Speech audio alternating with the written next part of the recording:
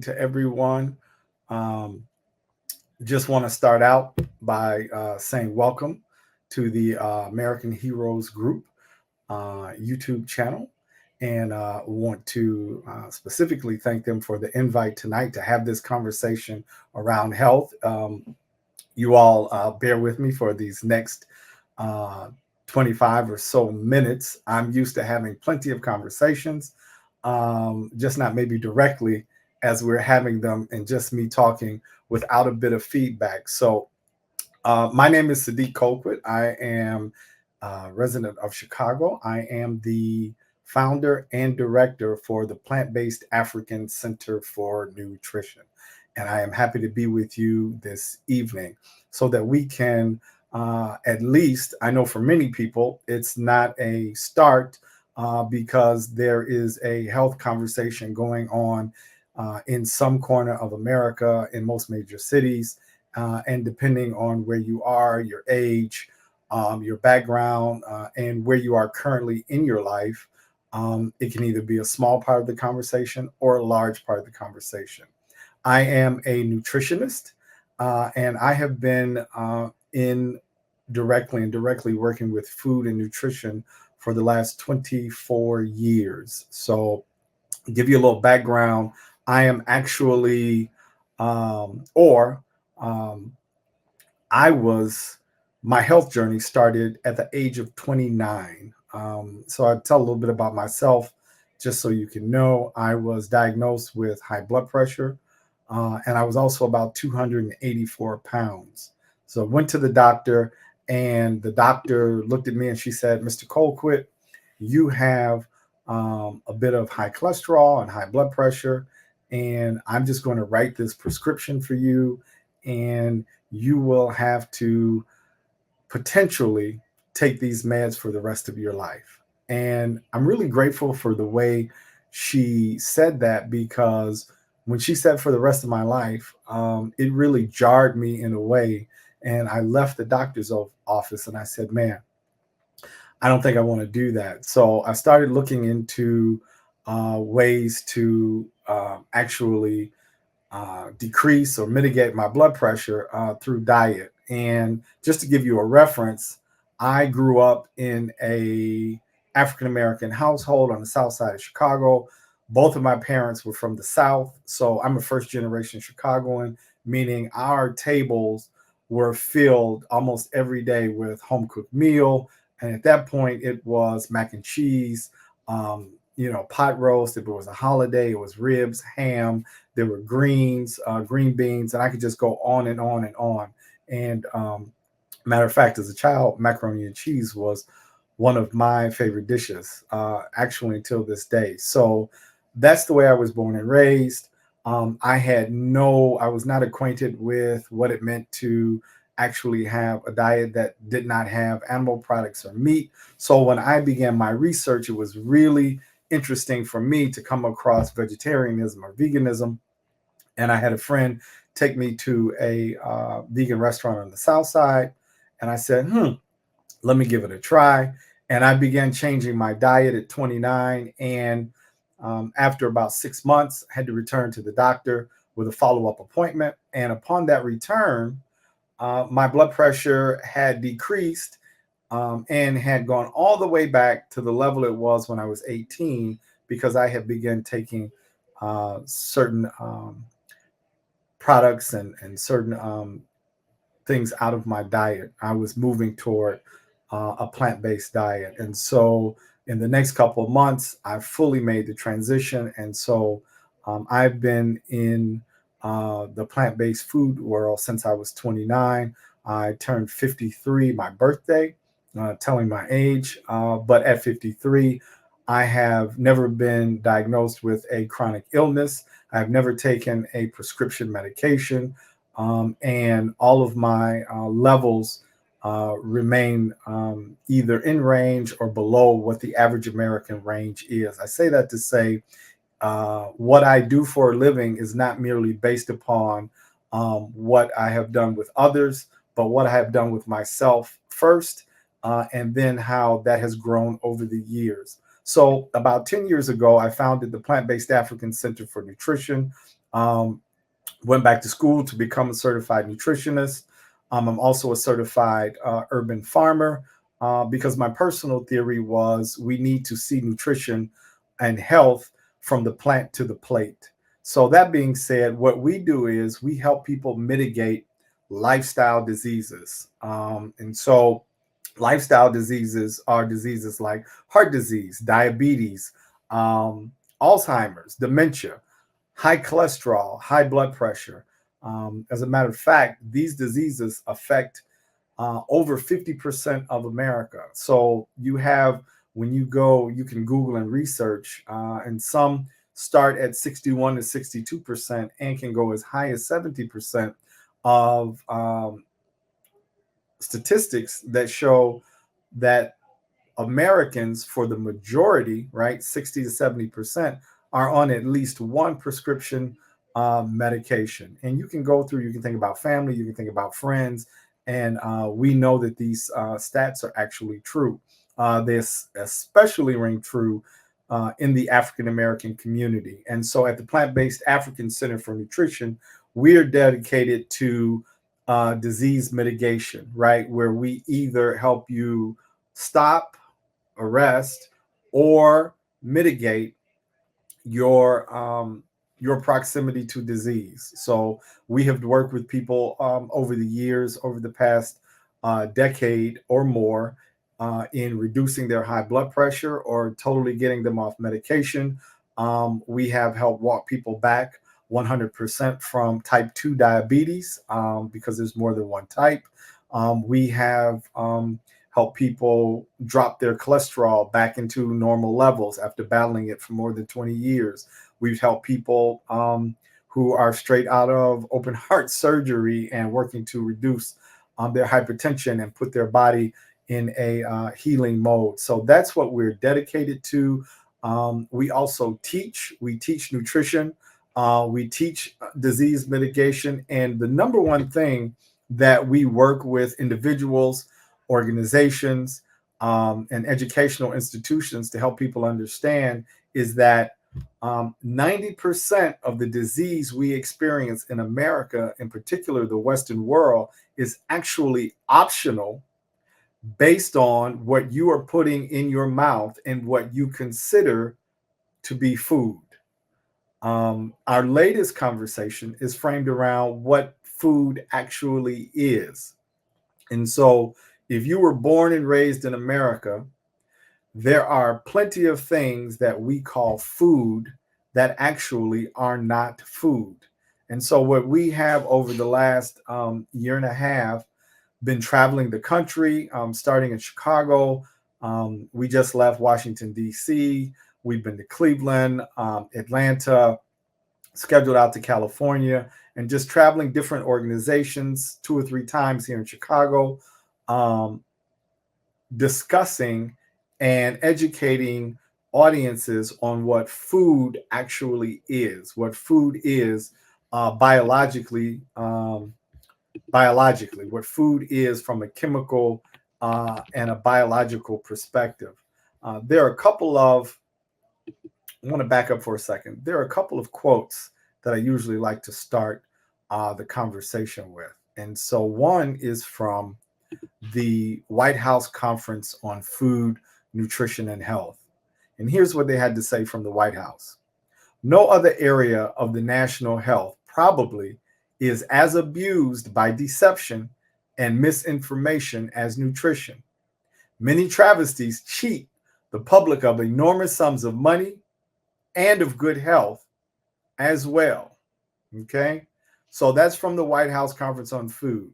Nutrition, they say that area is abused by deception and misinformation. And that's key.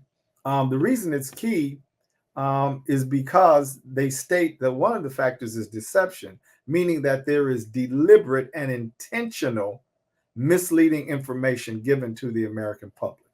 And so what we work to do is to sort through that information or that misinformation to help you make the best choice possible. And then one more quote. I love this quote because it comes from Dr. Michael Greger. And Dr. Greger is just a stalwart in the nutrition and health field, but he's also very, I would say, transparent, very honest. And so here's his quote. Most doctor visits are for lifestyle-based diseases, which means they are preventable diseases. As physicians, my colleagues and I were not trained to treat the root cause, but rather the consequences by giving a lifetime worth of medications to treat risk factors like high blood pressure, blood sugar, and cholesterol. This approach has been compared to mopping up the floor around an overflowing sink instead of simply turning off the faucet. And so that's our goal when we talk to our audiences. Most of America is busy mopping up the water around an overflowing sink: diabetes, heart disease, high cholesterol, hypertension. And mopping up the floor is likened to taking these medications, getting half information, and simply not having enough information to make the choice to reach over and turn off the faucet. And so what we like to do is give baseline information that can help you make a different choice and understand where diabetes, for instance, and we'll talk a little bit about diabetes, where diabetes comes from, where it originates, so that you can make the choice to turn off the sink instead of mopping up around it with metformin. So I hope that makes a little sense to you. And let me say this before I dig into tonight. We'll talk a little bit about diabetes. I'll start there, and then we'll go to the number one killer of all Americans, and especially in the African American community, which is heart disease. And heart disease has many subcategories, right? There's disease of the arteries, stroke, heart attack.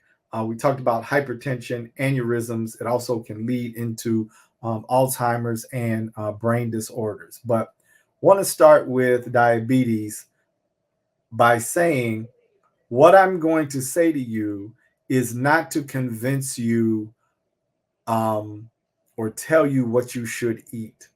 What we are merely presenting to you is the choice not to have or not to be engaged in the disease wheel, not to be engaged in the food, pharmaceutical, medical, industrial complex. That is the choice we are presenting. We are not telling you what to eat, what not to eat. We understand that people have different beliefs, but what we want to share from a scientific, biological, sound perspective is how these diseases occur and what food actually is or is not. So before I go into diabetes, let me take a few moments and share with you, if you have a pen, you have something to write with, this is worth writing down. I'm going to share with you what your body considers food. Again, I'm going to say what your body considers food. And you have to know that we live in the middle of intelligent design. So some will say God, some will say creator, some will acknowledge that there is a creative force in the universe. But we live in intelligent design. So for instance, you breathe in oxygen and breathe out carbon dioxide. Well, the tree breathes in carbon dioxide and breathes out oxygen. It is a sustaining, system that allows both the tree and the human being to coexist, and we actually depend on one another. That is a super intelligent design. And so based on intelligent design, over 100 years of research, we have extrapolated what food is to the body. And here's what food is. Food is an organic plant or plant-like substance that contains these 5 things. It has to have carbohydrate or fat, has to have vitamins and minerals, has to have fiber, has to have protein, and it has to have water. If it is missing one of those 5 things, the body does not consider it food. So let me give you an example.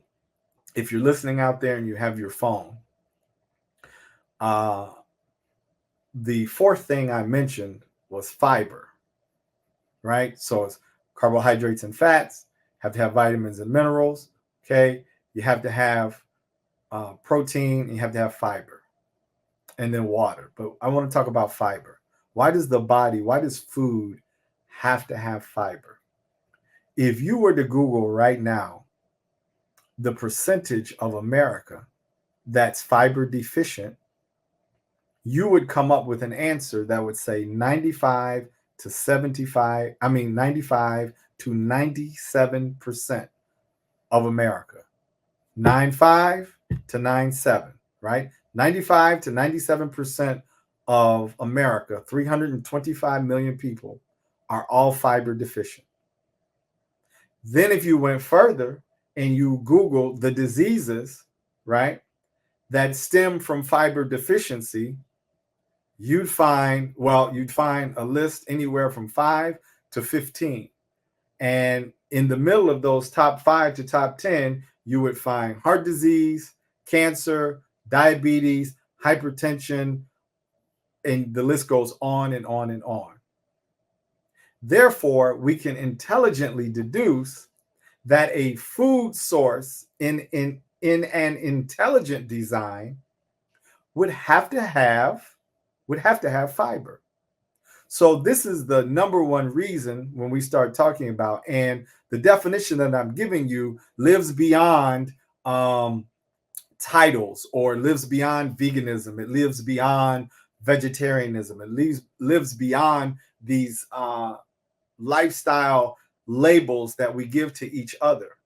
So for instance, chicken, right? Chicken, beef, fish, shrimp, and we could go on down the list. If it is an animal, it has no fiber.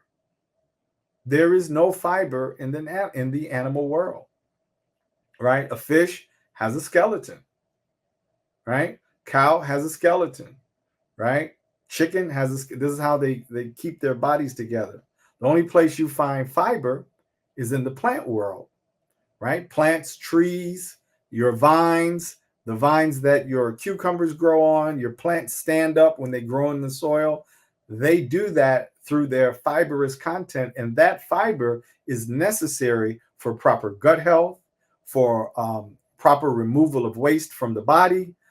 There are so many functions, right, that fiber is integral, and it is an intricate part of proper cellular health for a human being. So let me get to this because I don't want to run out of time. I want to give you, I want to start at diabetes. All right. So food has to have 5 things. If it doesn't have those 5, it's not food. I want you to leave here with that. Food, as defined, has to have carbohydrates and fat, has to have vitamins and mineral, has to have protein, has to have fiber, and it has to have water. Has to have water in it. Okay. And all of the vegetables and fruit that you'll come in contact with, including a mushroom. A mushroom actually is not a plant. Okay. Mushroom is actually designated as a fungus, but it contains all 5. And that's why the definition lives outside of what we call plants, or the definition is based on what your body biologically considers food. So let's go to diabetes really quick before we run out of time. Diabetes is not caused by sugar. I'm gonna slow down and say that again. Diabetes is not caused by sugar, right? Diabetes is a disease of fat and oil, in particular, animal fats, and any type of oils. So let me explain what happens. You have a normal cell, you have insulin, which is a hormone and a receptor, and you'll have, when you eat, your body turns your meal into simple sugars, and it's the energy source for your cell. and they will line up like a school bus on the insulin, and they approach the cell, and the insulin communicates with the cell because it has to get the cell to open up and to accept the sugar. And so in proper communication, they would trigger an opening effect to the cell, and the sugar would march right into the cell, and the cell would have the energy source and happily ever after. What happens in a person who has type 2 diabetes is that your cell is no longer functioning properly because it is lipid toxic, meaning it's fat toxic.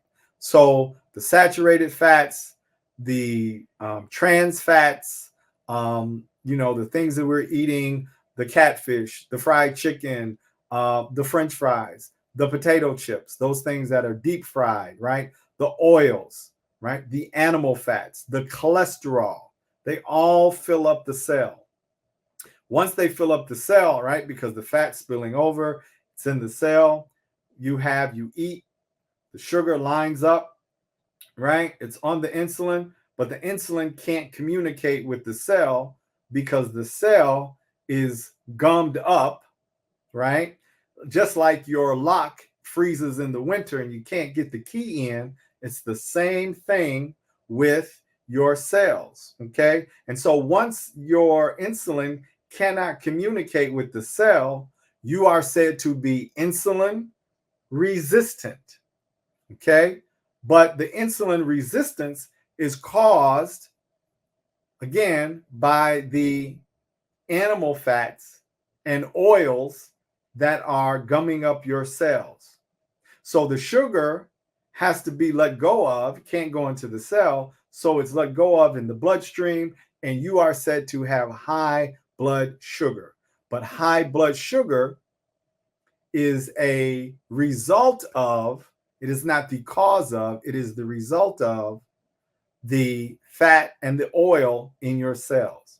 So, type 2 diabetes, how do you get rid of it?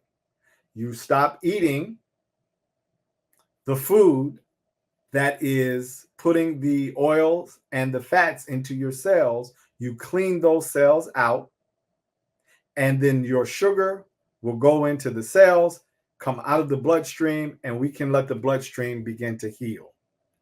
All right. So that's something that we can help you with at the Plant Base Afrikan Center for Nutrition. You can reach out to us. I just want to share where to do that before I go on. We've got, I think, maybe another couple of minutes, but you can reach us at PBA Center for Nutrition, all one word, PBA Center for Nutrition.org. That is PBA Center for Nutrition, one word, .org. So you can reach out to us. We can continue the conversation. We'd love to get more into heart disease, Alzheimer's, also high blood pressure, high cholesterol. There's so much that we can talk about, so much that we can learn, and remembering that it all stems from what the body considers to be food, or are we eating things that are food-like or food-ish or food adjacent, like cookies, cakes. I'll give you a great example, especially for those that consider themselves vegan. An Oreo cookie is vegan, but an Oreo cookie is not food. And because of the fats and oils that the Oreo cookie is constructed from, it will hamper your cellular functioning, and it will gum up those cells and eventually lead to insulin resistance. It's not the sugar, it's the fat. Okay, so I want you to know that.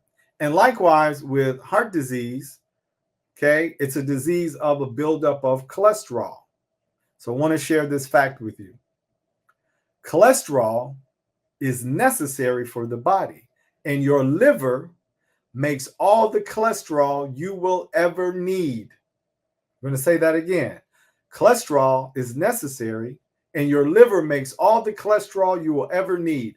The only way to get high cholesterol is that you are consuming something that you consider to be food that also produces cholesterol, like another mammal.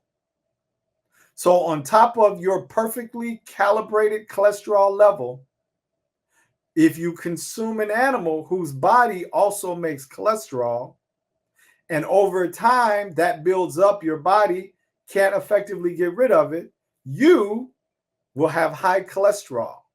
But how do we reach in and turn off the faucet?